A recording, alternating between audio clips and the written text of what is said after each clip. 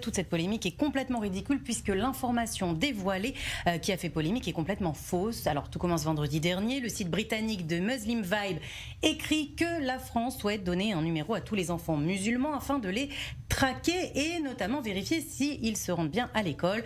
Le lendemain, une journaliste américaine relaie l'info sur son compte Twitter. Karen Attia, responsable de la rubrique Opinion du Washington Post, un journal très sérieux aux États-Unis, poste à l'intention de ses 200 000 abonnés qu'Emmanuel Macron veut, je cite, donner des numéros d'identification aux enfants musulmans pour aller à l'école.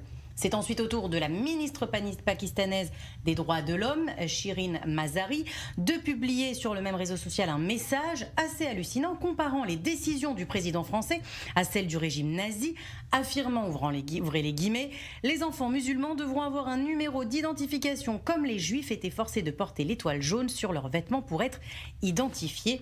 Fin de citation. Alors depuis, l'info a fait le tour de la toile, des millions de personnes ont réagi, se sont atterrées, ont accusé la France de racisme et critiqué Emmanuel Macron, mais toutes ces indignations ne servent à rien puisqu'évidemment cette info est complètement fausse. Il n'a jamais été question de traquer les enfants musulmans en France. En fait, c'est un projet de loi qui a été mal compris. Exactement, complètement mal interprété. Il s'agit d'un projet de loi contre le séparatisme. Début octobre, Emmanuel Macron expliquait qu'il comptait limiter l'éducation à domicile afin d'éviter un endoctrinement religieux radical. Ce projet de loi aiderait plutôt à suivre les élèves qui évoluent en dehors du parcours régulier, celui de l'éducation nationale.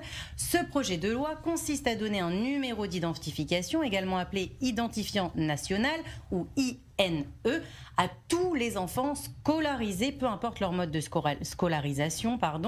Jusqu'ici, seuls les élèves de l'école publique ou des écoles privées sous contrat avec l'État ont un INE. Là, il s'agirait donc d'en attribuer également à ceux qui étudient dans des écoles privées sans contrat avec l'État ou même qui étudient à domicile. Ça n'a donc rien à voir avec les enfants musulmans ni la géolocalisation. Le journaliste britannique a mal compris le projet de loi et a suscité une polémique qui risque d'avoir de lourdes conséquences, car même s'il a publié un démenti et s'est excusé, tout comme la journaliste du Washington Post et la ministre pakistanaise, eh bien les conséquences sont tout de même sérieuses. Ça n'a notamment pas arrangé les relations assez tendues en ce moment entre la France et le Pakistan.